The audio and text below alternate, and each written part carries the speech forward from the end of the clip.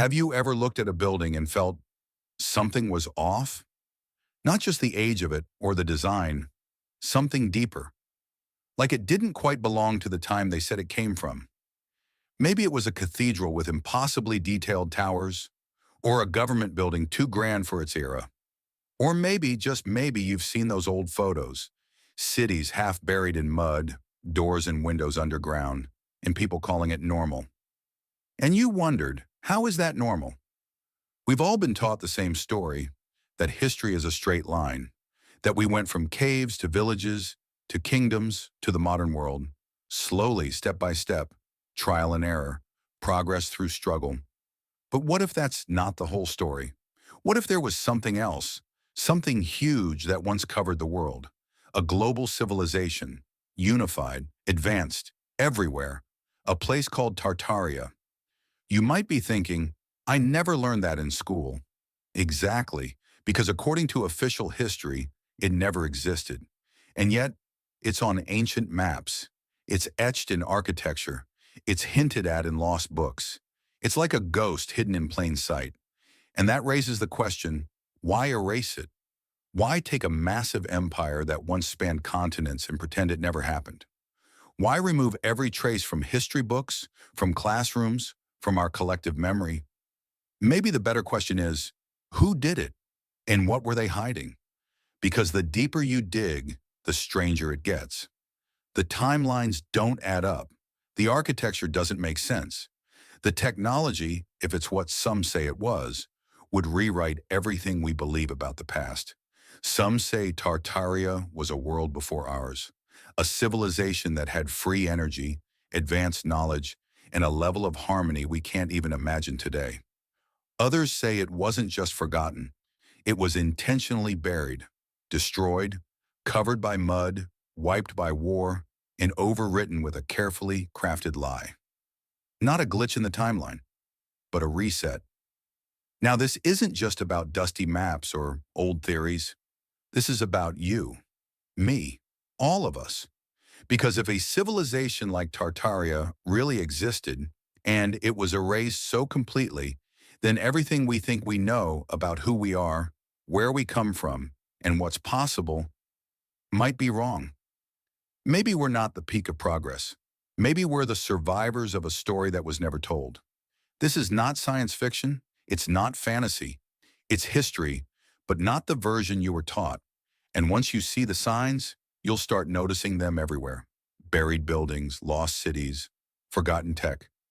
Maps that don't match the modern narrative. Clues that whisper the name, Tartaria.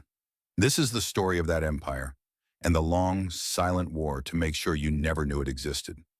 Let's begin with the strange case of the empire that officially never existed, but somehow still shows up in history. So let's begin with the strangest part of all. An empire so big, it covered almost half the world. And yet, you've never heard of it. Not once in school, not in documentaries, not in any history textbook. They call it Tartaria. If you look at modern history, Tartaria doesn't exist. No government records, no official stories, no documentaries. It's not even mentioned as a lost civilization because according to the mainstream, it was never real to begin with. But here's the catch. If you look at old maps, maps drawn by respected cartographers in the 16th, 17th, and 18th centuries, you'll find something odd. You'll see a name printed boldly across Asia, sometimes reaching into parts of Europe. A name written again and again, across different maps in different languages. Tartaria, not a town, not a province, an entire empire, and not some myth from folklore. These were official maps used by traders, scholars, and governments. Maps that were drawn with care, with detail, with names of kings and borders of nations. So if this name showed up again and again in books, maps, encyclopedias, how can it not be real? What happened to it? Some historians today say, oh, that was just a vague term, a label for unknown lands, a misunderstanding. They brush it off, saying there was never a real nation, no real rulers, no unified culture. But think about it. Why would such a mistake appear in documents across Europe, Asia, and even early America? Why would it be so consistent, so widespread, right up until the 19th century, and then vanish? Almost like someone hit delete on an entire civilization. No war to end it, no epic downfall, just silence, erasure. Let's pause here. Imagine if the Roman Empire was suddenly wiped from every book, every statue, every monument. No stories of Caesar, no ruins in Italy, no Latin language. Wouldn't that feel suspicious? Yet that's exactly what seems to have happened with Tartaria. This wasn't some hidden tribe in the jungle. The maps show a territory that stretched across modern-day Russia, Mongolia, parts of China, and into Eastern Europe. It was massive, bigger than most empires we talk about today. And yet, there are no mainstream documentaries about it, no museum exhibits, no university courses. When it is mentioned, it's usually dismissed as a conspiracy theory or a joke. But the question remains, why would they remove all trace of a civilization that large? Could it be that Tartaria wasn't just a name? Could it be that it stood for something more? Something they didn't want us to remember? Because here's what's interesting. When you look at the art, architecture, and even the language tied to old references of Tartaria, a pattern starts to form. It wasn't just vast, it was advanced. The people were said to have knowledge of energy, architecture, vibration. Their cities were described as symmetrical, harmonious, and often powered by forces we still don't fully understand. Some even say they had technologies that were lost, or more accurately taken. We're not just talking about buildings. We're talking about a culture that might have had a deeper connection to the earth, to the sky, to energy itself. And if that's true, then it would make sense why someone would want to erase it. Because imagine a civilization that proved human beings didn't evolve through slow, painful progress, but once lived in harmony with nature and energy, that we had power, wisdom, technology, before the industrial age, before electricity, before modern science. That alone would break the story we've been told since childhood. It would flip the script completely. And that brings us to the real question. If this empire once existed, and the evidence is still quietly sitting in old libraries, in forgotten archives, in ancient maps, why don't we talk about it? Why is the name Tartaria met with laughter or silence?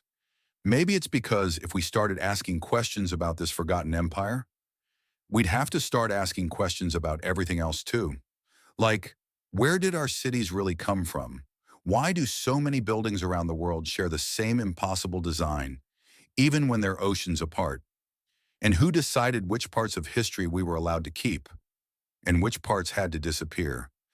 Tartaria might be the key to unlocking something much bigger than we imagined. Not just a lost empire, but the truth about all of human history.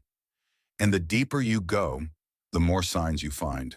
Because just as Tartaria disappeared from the maps, the cities started to sink, the buildings were buried, and something strange began to happen. They called it the mud flood. And if that event really happened, if the earth itself swallowed entire cities, then maybe the fall of Tartaria wasn't just erasure, it was a reset. But that's a story we're about to uncover next. Take a walk through any old city, London, Paris, New York, St. Petersburg, even in places like Mumbai or Istanbul. Look closely at the buildings, not the glass towers or the modern apartments. Look at the ones buried in the background, the ones with domes, columns, giant arches, and carved stone that seems almost too perfect. Have you ever asked yourself, how did they build that? We're told they were made in the 1800s, maybe early 1900s. But that raises a strange question. How did people with no electricity, no machines, no cranes, build something so massive, so complex, so perfect? Let's pause and think about it. Horse carts, wooden scaffolding, ropes, shovels, and somehow they built cathedrals with 1,000-ton domes, perfect geometry, and designs so advanced that even today's architects scratch their heads? It doesn't add up. Now look again. Notice the symmetry. Notice the symbols. Sacred geometry, spirals, stars, sunbursts. Notice the towers and domes that seem to point to the sky, almost like antennas. And here's the strange part. You'll see nearly identical buildings scattered across continents, across Europe, Asia, and North America. Same patterns, same layouts, same silent mystery. How did cities an ocean apart, supposedly built by different cultures at different times, use the same style, the same math, the same energy symbols? That's not coincidence. That's a fingerprint of something older. Maybe something global, and that's where Tartaria enters the story again, because many believe these buildings weren't built in the 1800s. They were inherited, already standing, already functional. And the new settlers, the governments, the empires, just claimed them, slapped on a plaque, called them Victorian or Gothic or colonial, and told us that's how it happened. But it doesn't make sense. Let's take an example. The Capitol building in Washington, D.C. They say it was built in the early 1800s, by hand, brick by brick, but its dome alone weighs over 8 million pounds. Its design matches ancient buildings in Europe and even Asia. And this isn't just one building.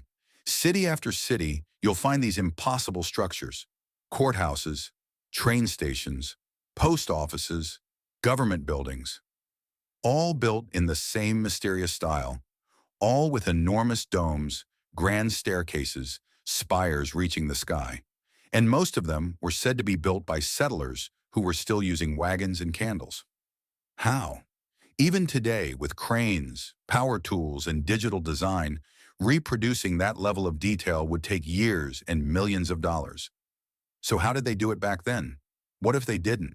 What if these were leftovers from a civilization that came before? A civilization that understood resonance, energy, vibration. Some researchers believe these structures weren't just beautiful. They were functional, designed to work with the Earth's natural frequencies, to generate or distribute energy without wires or fuel. Free energy. Think about it. Why do so many old buildings have copper domes? Why do they sit on perfect geometric grids? Why do the designs repeat sacred symbols, like the flower of life, the spiral, the pine cone? These aren't decorations. They're blueprints. And here's what's chilling. Right around the time these buildings were claimed and renamed, sometime in the late 1800s, a strange thing happened. A wave of fires swept through major cities: Chicago, Boston, San Francisco, St. Louis, Toronto.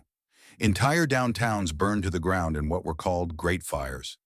Buildings turned to ash, streets wiped clean, and when they rebuilt them, the new ones were smaller, plainer, like the old world had been erased and replaced with something duller, simpler. Was it really just fire, or was something being reset? Now look at photographs from the early 1900s. You'll see grand buildings, sitting half buried in mud, windows below ground level, doors leading to dirt, as if the earth itself had swallowed the first floors. They say it's just settling, but these patterns show up in city after city, and some of these buildings were buried before anyone even lived there. Could this be the result of a disaster? A flood not of water, but of mud? Some call it the mud flood, a sudden event that buried cities and wiped out a whole civilization. Maybe not a natural disaster, maybe a planned event. Something meant to cover up what was already here. And if that's true, then the cities we live in today are built on top of something much older: a forgotten world, a buried empire, an erased history. But the clues are still there, if you know where to look. Under our feet, in the architecture we ignore, in the patterns we call style, but don't understand, in the symbols carved above courthouse doors and carved into old stone. They weren't random. They were messages. Messages from a time we were never meant to remember. But once you see them, you can't unsee them. And when you connect those dots, a new picture starts to appear. Because this isn't just about buildings, it's about energy. It's about memory. It's about what came before and what we've been told to forget. And the next piece of the puzzle, the Great Fires were only the beginning, because shortly after that, a strange phenomenon swept across the world. World's fairs, giant expos with cities built in months, filled with architecture that looked like ancient Tartaria itself. and then destroyed. But why? That's where we go next. We've already seen the signs. Buildings that don't match the history we're taught. Cities with architecture too advanced for their supposed time. Buried windows, strange symbols, repeating patterns, all pointing to a world that existed before ours, then somehow vanished. But how does a global empire just disappear? It doesn't, unless it was made to. That brings us to the most chilling part of the Tartarian mystery, what some call the First Great Reset. Not the digital kind we hear about today, not economic, but something older, something far more physical and permanent. Let's talk about the mud floods. Across the world in America, Europe, Asia, people began finding entire buildings buried under the ground, not ancient ruins, modern buildings, bricked up doors below street level, windows beneath the soil, whole basements that were never meant to be underground. Ask yourself, why would anyone build a door you can't walk through? A window no one can see out of? They didn't. Something buried them. But here's the strange thing. No one talks about any global disaster in the 1800s. There are no school lessons, no headlines, yet the evidence is everywhere. Photos from that time show people standing next to half-buried buildings, digging out streets with shovels, reconstructing entire cities from the dirt. So what caused it? A massive flood? A shift in the earth? Or something intentional? Some believe this was not a natural event, but a planned reset, a way to wipe out the last traces of the old world, Tartaria. And just when cities started recovering from this strange burial, another odd event swept the globe. The world's fairs. Sounds harmless, right? But these weren't just amusement parks. They were massive, entire cities built from scratch in just months. Take the Chicago World's Fair in 1893. Over 200 buildings, Greek and Roman-style palaces, massive domes, towers, columns, sculptures. A city made of stone, steel, and beauty. We're told it was all temporary. They built it fast. And then destroyed it. Yes, destroyed it. Demolished some of the most breathtaking architecture ever built, after only a few months of use. Why? They said it was too expensive to maintain. But doesn't that sound strange? We're told they built these structures with horse carts and hand tools within a year on land that had just been muddy fields. And then, after showcasing this miracle of construction, they knocked it all down? Not just once. World's fairs were held in Paris, London, San Francisco, Buffalo, St. Louis, Seattle, and more. Each time, huge, elaborate cities appeared almost overnight. And each time, they vanished just as fast. It's almost like a pattern. Build something that looks ancient and grand. Show it to the public. Then erase it, before questions can be asked. But here's a theory. What if they didn't build all of it? What if these weren't new constructions, but leftovers? Pieces of Tartaria still standing after the flood, and the world's fairs were used to rebrand them, to make them seem new, temporary, harmless, to turn ancient technology into decoration. Imagine this. You inherit a palace you don't understand. It's beautiful, powerful, mysterious, but it doesn't match the story you're telling the people. So what do? You throw a party, invite the world, dress it up with banners, lights, and festivals. Call it a fair, and when it's over, you burn it, demolish it, and write the history books your way. That's what many believe happened, not once, but many times.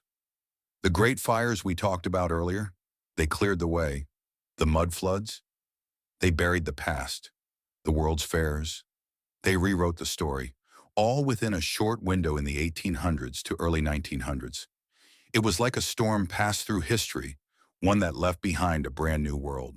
A modern world disconnected from its roots.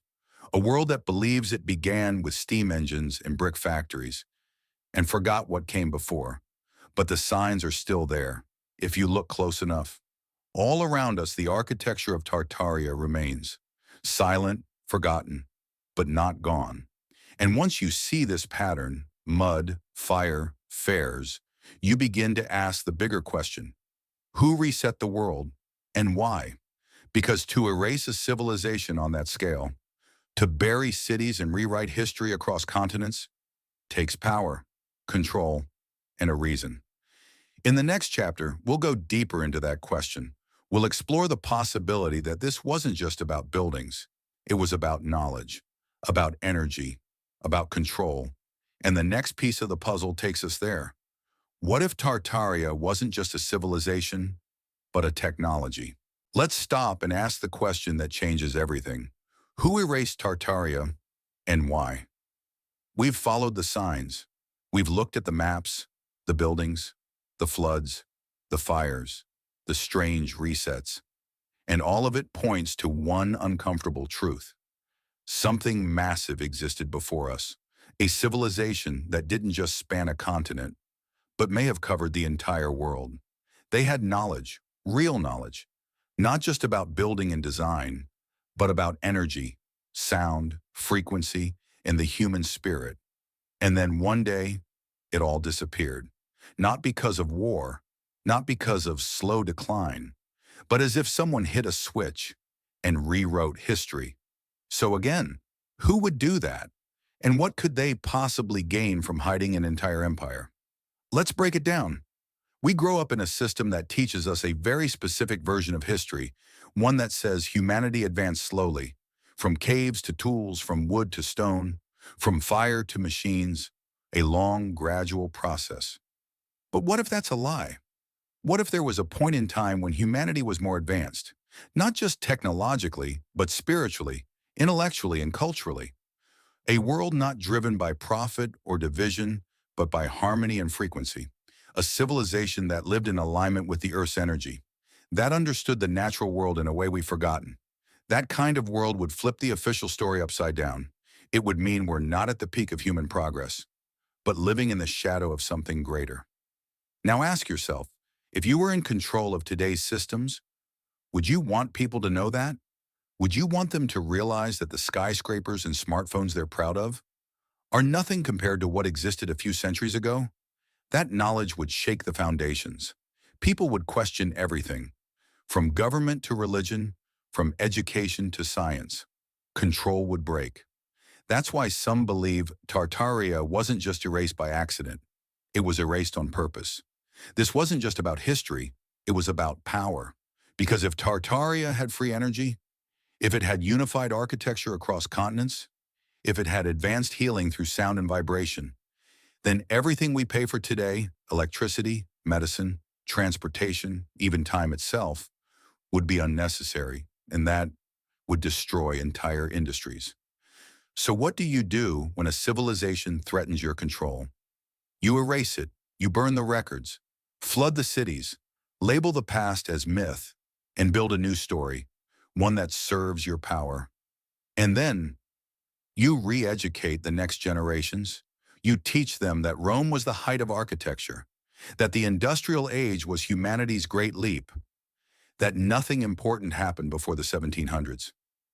And Tartaria? You never mention it. You pretend it never existed. But here's the problem. You can burn books. You can flood buildings. You can reprint maps and redraw borders. But you can't erase everything. There will always be traces. A cathedral in Russia with impossible design. A star fort in India that matches one in France. A child asking why the basement has windows. That's what's happening now. People are starting to ask questions, and those questions are dangerous. Not because they're offensive, but because they're opening the door to forgotten truths. Some say this is why we live in a world of constant noise, so we never have time to think. You're given distractions, endless content, meaningless debates, but you're never taught to ask the one question that could change it all. What if the story we've been told isn't the whole story? That's the power of Tartaria. It's not just about a name. It's about an entire version of reality that was buried beneath our feet. And when you look back at the pieces, something becomes clear. There was a reset, a real one, not digital, not symbolic, a physical, historical wipe of something extraordinary. And whoever did it had the power to convince the world it never happened. So who erased Tartaria? We may never know for sure. But one thing's certain, they had everything to gain. Because the moment you erase a civilization that knew how to live in balance with the earth, you create a world where people forget that balance ever existed. You create confusion. You replace wisdom with control, and you become the source of truth. But that truth is breaking down. Cracks are forming. People are waking up. And the question now isn't just who erased Tartaria, it's what else have they hidden from us? That's where we go next. In the final section, we'll pull everything together. The maps, the resets, the architecture, the symbols. And ask one final question. What if Tartaria never really disappeared, but was simply renamed? Have you ever had a moment when something didn't feel right, even if everyone else just went along with it? Maybe it was something you learned in school, or a story in the news, or a history book that didn't quite add up. At first you brush it off, but the feeling sticks. That itch in your mind, that quiet voice saying, wait, something's off here. That's not paranoia, that's a memory waking up. And that's exactly what's happening right now, on a global scale. People across the world are beginning to notice the same things. Buildings that seem too advanced for their time. Maps that show places we were told never existed. Records that go missing. And questions, simple questions, that no one seems willing to answer. It's like a fog is lifting, like we've all been living in a story that's not ours. And now we're starting to remember, not just facts, but a feeling, a sense that something was taken from us. And the more we look, the more we realize it wasn't just Tartaria that got erased. It was something inside us. Our connection to the past, our curiosity, our right to question, because somewhere along the line, we were told that asking too many questions makes you crazy, that digging too deep makes you dangerous, that you should just trust the system and stay in line. But why? Why is it so threatening to ask about history? Why are forgotten empires, unexplained architecture, and alternative timelines met with laughter or rage? It's simple. Because questions are power. Every empire that ever ruled understood this. If you control the answers, you control the people. And so, the best way to keep people asleep is to convince them there's nothing to wake up to. But here's the thing. That strategy is starting to fail. Because even if you burn the books, even if you rewrite the maps, even if you flood the cities and silence the voices, you can't erase everything. There will always be someone who remembers, someone who sees the old symbols in a new light, someone who hears a story and feels the tug, that quiet whisper of memory. And today, those whispers are turning into voices, those voices into questions, and those questions into movement. It's not just about Tartaria anymore. It's about realizing that the official version of reality might not be the only version, and that the truth doesn't fear being questioned, only lies do. So people are starting to ask, what else have we forgotten? What else have we been told to ignore? And most importantly, why? And here's the powerful part. You don't need to have all the answers to start waking up. You just need to be willing to look, to feel that pull and follow it. You see, the story of Tartaria isn't just about an empire. It's about us. It's a mirror. It reflects our curiosity and our fear, our hunger for truth, and our willingness to settle for less. But once you question the story just once, you can never see the world the same way again. You start to notice things. You pay attention. You begin to see patterns in the chaos. And suddenly you realize something huge. This isn't about conspiracy. It's about control. It's about the human right to remember, to wonder, to imagine.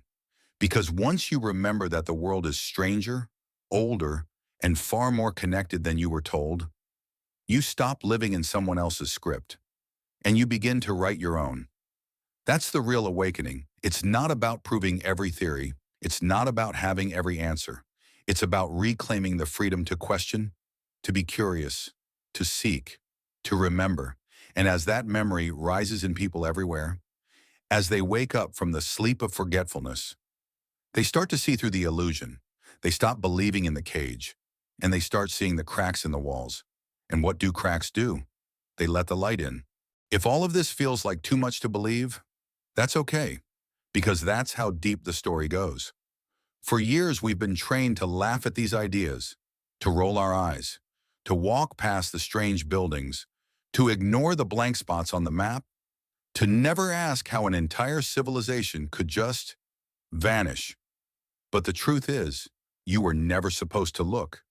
You were never meant to ask why a cathedral has technology older than the city it's in, or why ancient maps show coastlines and names that no longer exist, or why the same architecture appears across the world, with no contact between the cultures that built it. These weren't accidents.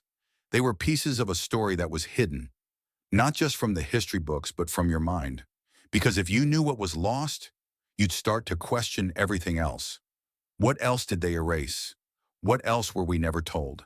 And maybe, just maybe, you'd realize this isn't about Tartaria anymore. It's about you, about the forgotten power inside you to wonder, to see beyond the surface, to feel what doesn't make sense and refuse to silence that feeling. That's what they fear most. Not a ruined empire, not a flooded city, but an awake mind, a curious mind, a mind that remembers what it was taught to forget. So if something stirred in you today, if a quiet voice inside said, "This makes sense," hold on to that. Don't ignore it. That's memory speaking, not from a book, but from somewhere deeper. And once it begins to rise, once the questions start coming, there's no going back. Because the moment you remember what was stolen, you start reclaiming who you really are. And that changes everything.